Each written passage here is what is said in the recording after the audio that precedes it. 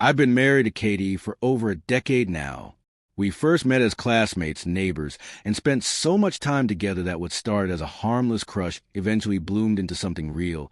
And of course, it led to marriage.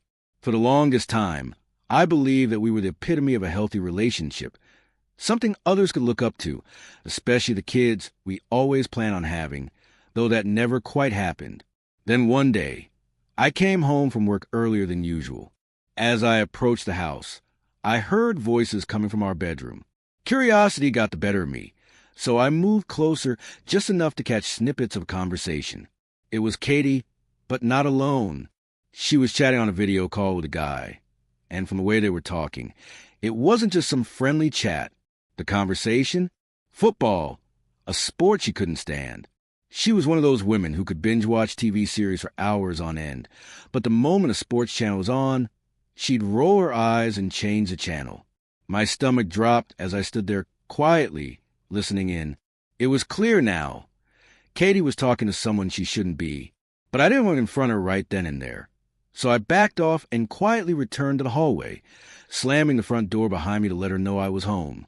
The chatter stopped instantly, and within moments Katie appeared in the hallway, all smiles and dressed in nothing but her underwear. It was as though her behavior confirmed everything I feared. For the next several days, I couldn't stop thinking about what I had overheard. I couldn't shake the feeling that something was off, so I began following Katie, trying to piece together more about this mysterious man.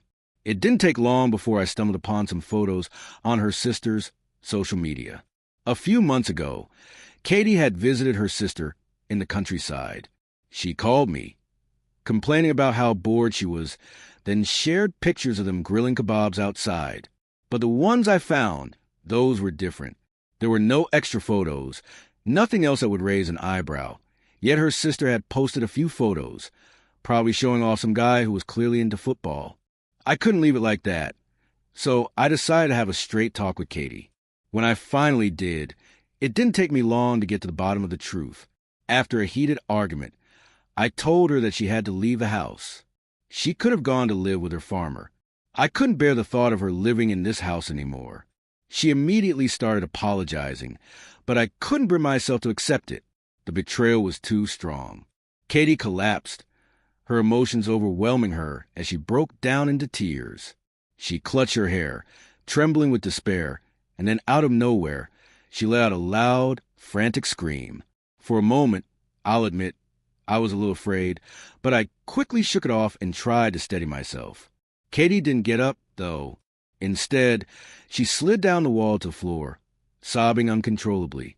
I had to step in. I moved toward her, gently grabbing her by the elbows to help her up. She looked at me, her face a mess of tears and regret. "I'm sorry," she whispered, her voice shaky, then paused. "I'm sorry," she repeated, her voice louder this time, more desperate. But honestly, I don't even know how it all happened. All I remember is that after that night, I was done. I left. Shut up. For God's sake, stop. I couldn't bear hearing any more of her apologies or excuses. I had already made up my mind. What was there to forgive?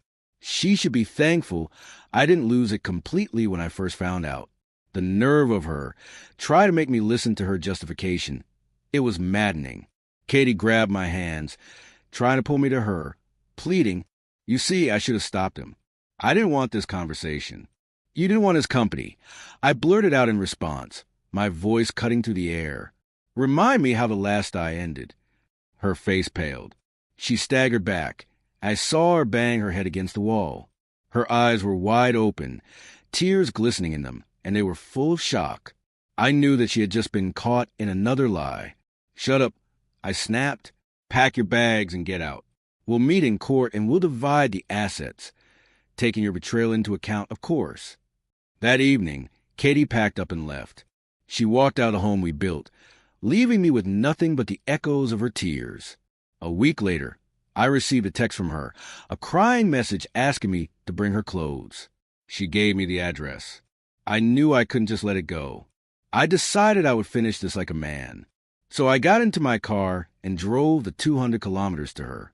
When I arrived, I found out that she had run off to her sister's place in the countryside. Who would have guessed, right? But of course, she didn't send me the address from her sister's place. It was from her new boyfriend's. I pulled up, parked, and waited. I sat there for a minute, then two, while the car's engine idled. And as I waited, I couldn't help but think. It's one thing to try and do something good for someone, but it's another to sit there, humiliating yourself, parked right under their windows. In the end, I opened the trunk, took out a suitcase, and, well, I probably accidentally dropped in a puddle when I got up. Not that I cared much at the time. He opened the back door and began to dump the contents of the suitcase on the grass, as if it were ordinary trash. I closed the trunk, got back in the car, and drove away. That's all. The end of this chapter. It wasn't long before everything collapsed between us. To be honest, I wasn't surprised. Why should I be surprised? After all, we only bought a car over the years, and I ended up giving it to my mom. However, I inherited this apartment from my grandmother. 6 months later, Katie tried to reinsert herself into my life. But as they say, a holy place is never truly empty. I quickly added her and her family to my blacklist.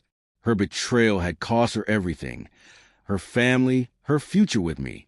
But it also gave me the freedom to turn the page and start a new chapter. The best part?